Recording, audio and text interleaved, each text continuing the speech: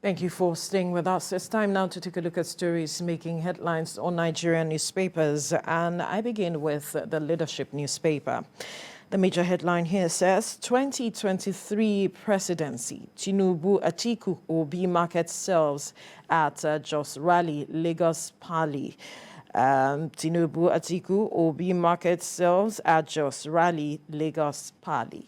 All the details on the front page of the Leadership newspaper.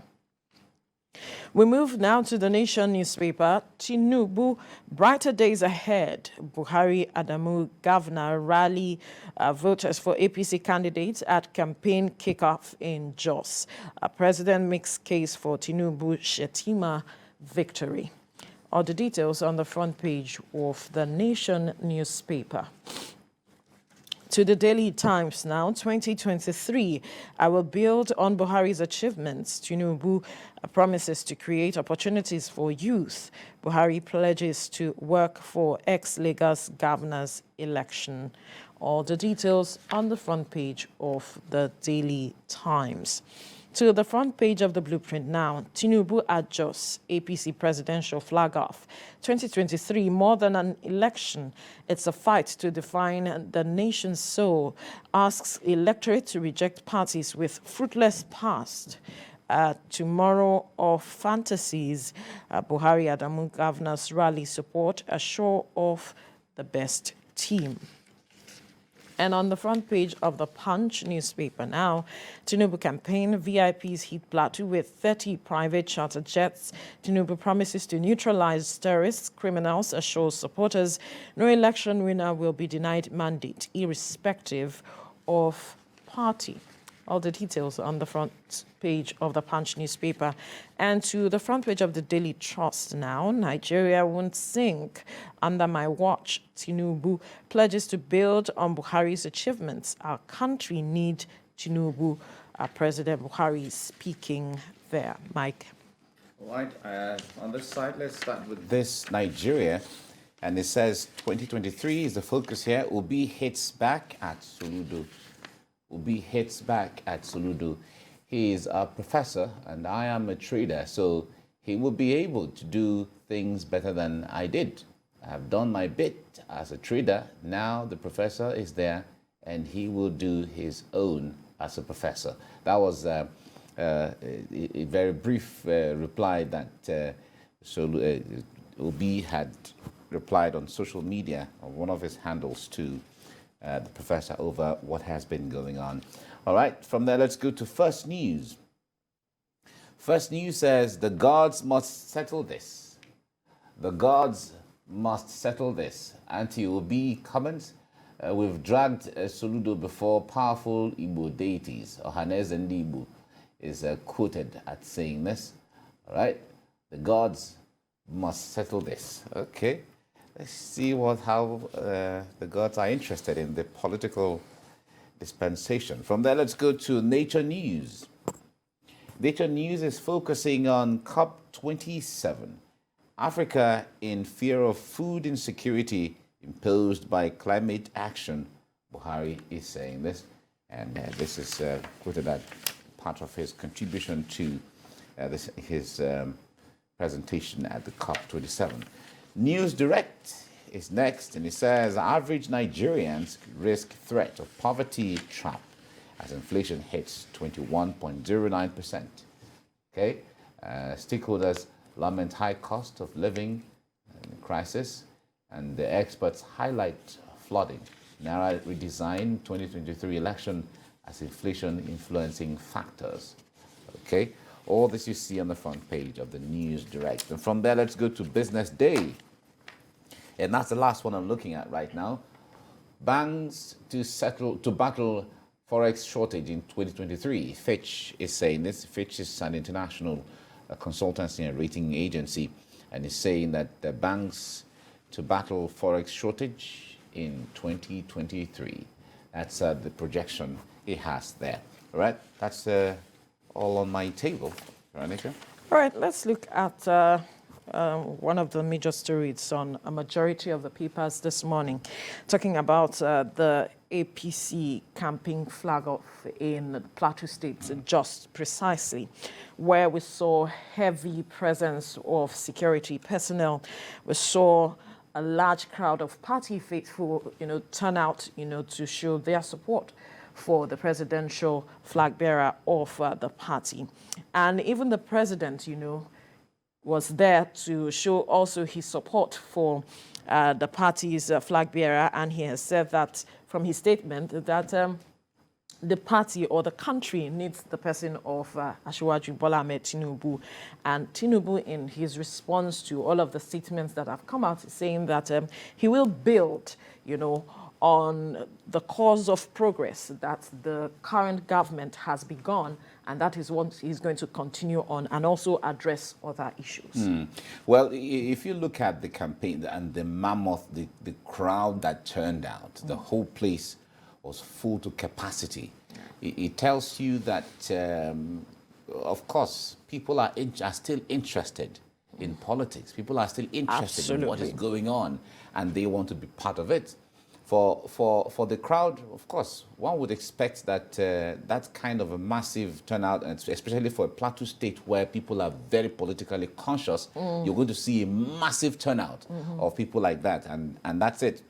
However, coming down to the issues on board, a lot of people have the confidence that when it comes to delivering on what he said he will do, they have seen it. They've seen it over and over and over again under Tinubu when he was governor here, and then even when he left government, his clout and influence, set the templates for Lagos, and the thing has been going on, and so on. So they have the confidence when it comes to pedigree and all of that. The people have confidence that he will do something, something different, something new for Nigeria, because he understands what the situation and the circumstances are, and then he knows he has the vision of what he wants to do and how he's going to do it, and he has the determination and capacity to do it.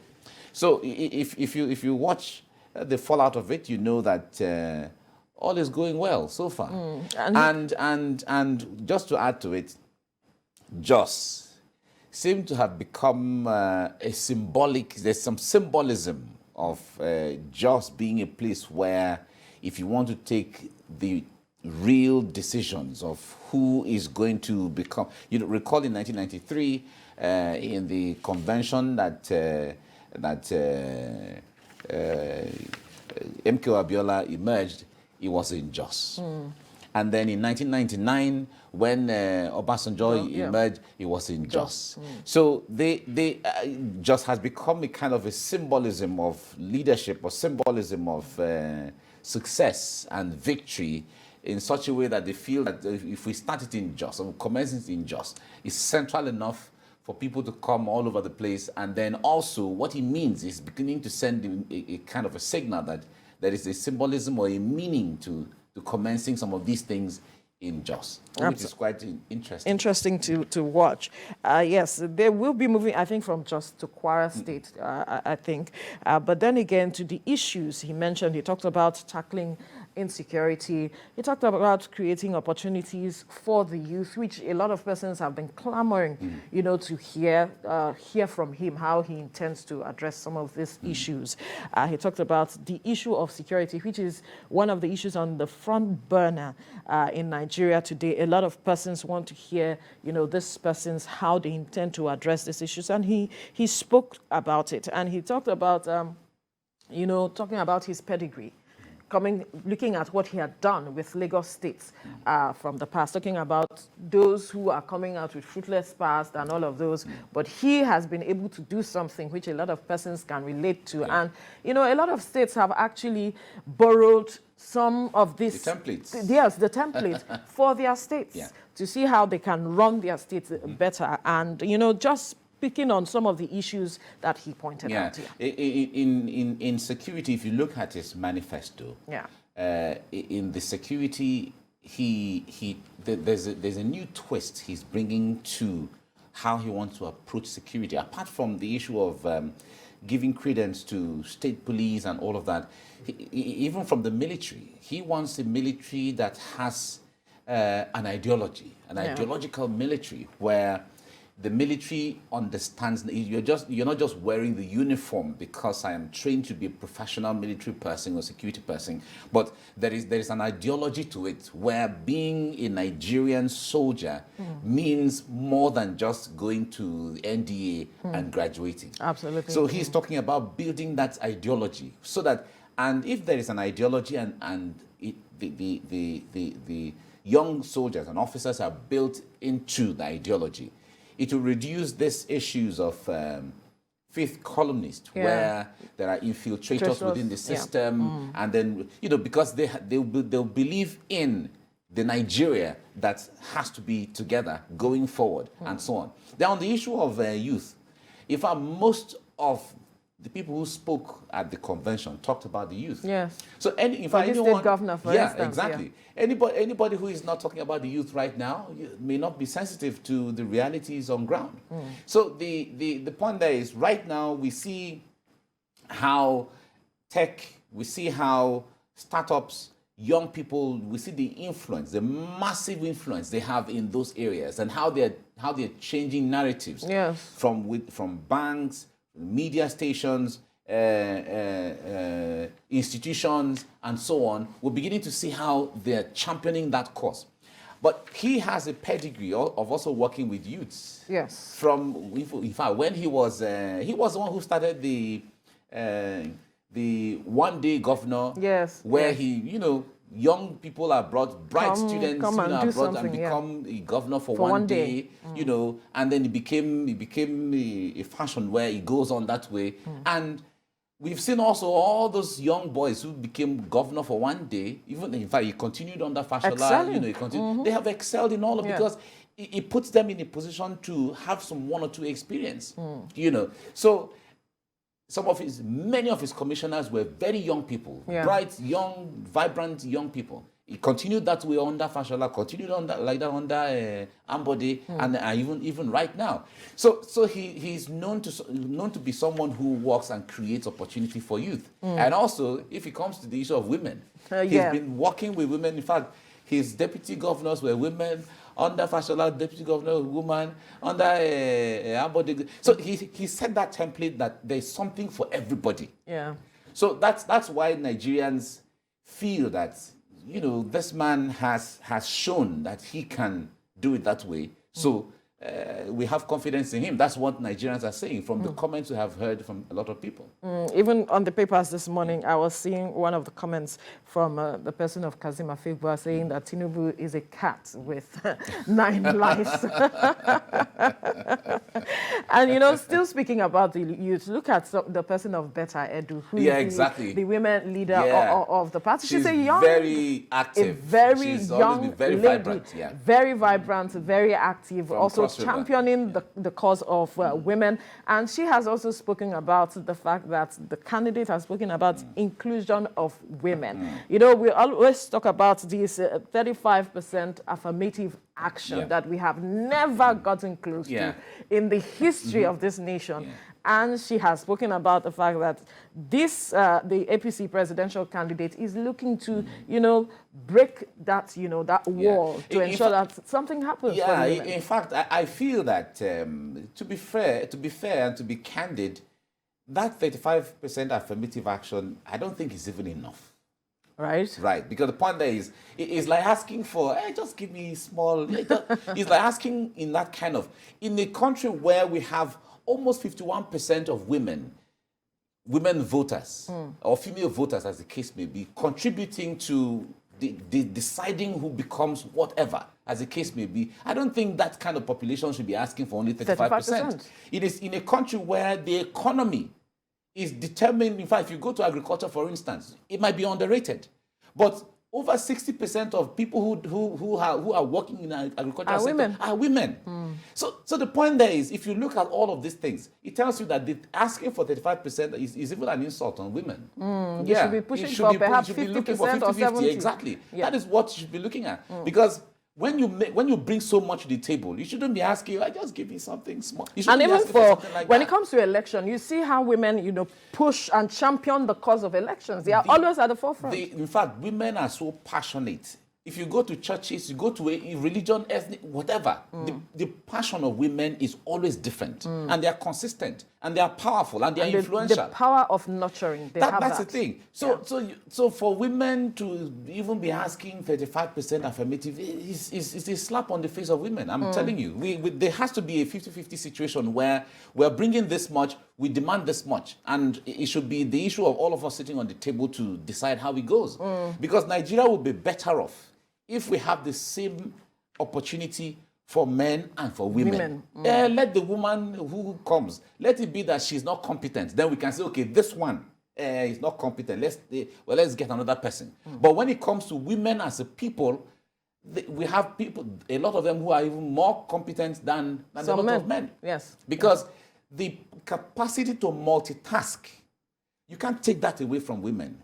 Women have shown over and over again to be able to multitask in a situation where, okay, what do we do here? I am doing this one and I'm doing this one and I'm doing this one at the same time. We've seen that before. So asking for 35% affirmative action is not even good enough. But anyway, it was good to start it from somewhere. But I think with the realities of now, we shouldn't be talking of 35%. We should move past that 35% affirmative action. And like I was saying that Betta Edu has said that the APC presidential candidate has said that he was going to look into that. And, you know, from antecedents, we have seen how he has, you know, brought in women in the course of his government, and successive government have even taken that template to, you know, include women in the process of governance. And so when perhaps a lot of Nigerians look at this, they begin to weigh their options, and that is what the campaigns are all about. Of course. You will see people making their choice when they hear. Remember when we were talking about Trump earlier, we were saying on the campaign trail, you're going to hear a lot of things.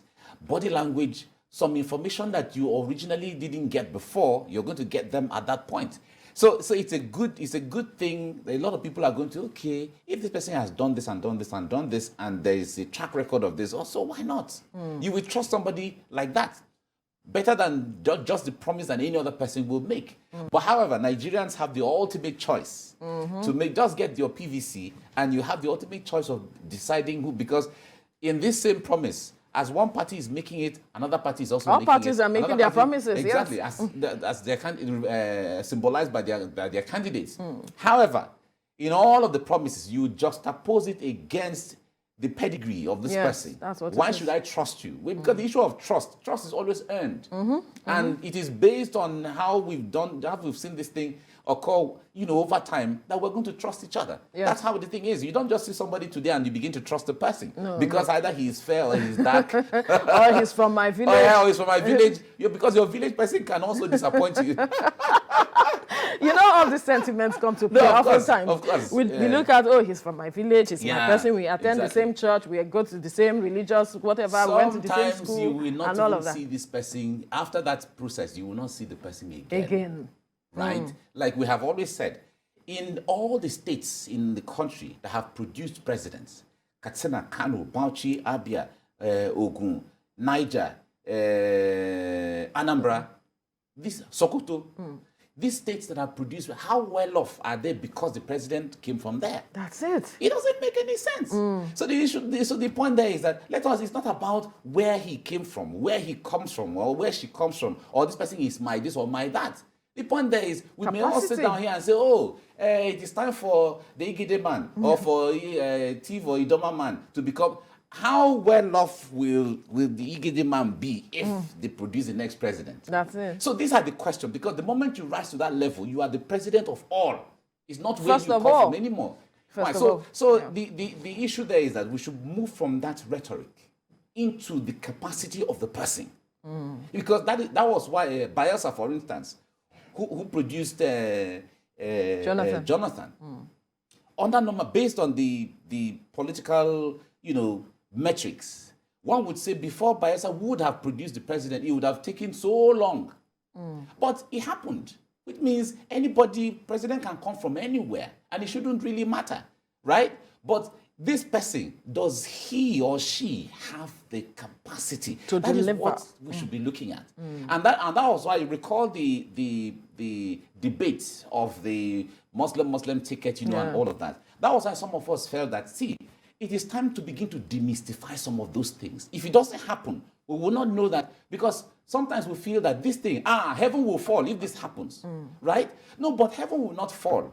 The point there is that this is the first step towards us beginning to see that, okay, we can have a Muslim ticket, not a problem. We can have a Christian ticket, not a problem. We could have a female ticket, not a problem. We can have a male ticket. We'll be having it, in fact, since whatever. We can have a north ticket. We can have a south ticket. As the case may be. It still boils down to trust. So exactly. So the point there is that judge these people based on their what capacity. They have done and what they have not done. But when it is the issue of, they're Christian, we have a pastor now as a vice president. Do you get? Are Christians benefiting from the presidency differently because he is there? No. Neither are Muslims benefiting differently because the president is a Muslim. Those things don't matter, because they are the personal whatever of the person. If it's like saying I like pounded yam. If I like pounded yam because I come from where I come from, and that's where I grew up, and my parents introduced me to pounded yam, as the case may be, that's my personal whatever. I cannot come and judge you if you prefer rice and you grew up with eating rice. I cannot say my pounded yam is better than yours. But these issues didn't used to come to play. It was still the political class, that took us down this path. And it will take them to also ensure that people begin to see beyond that's why narrative.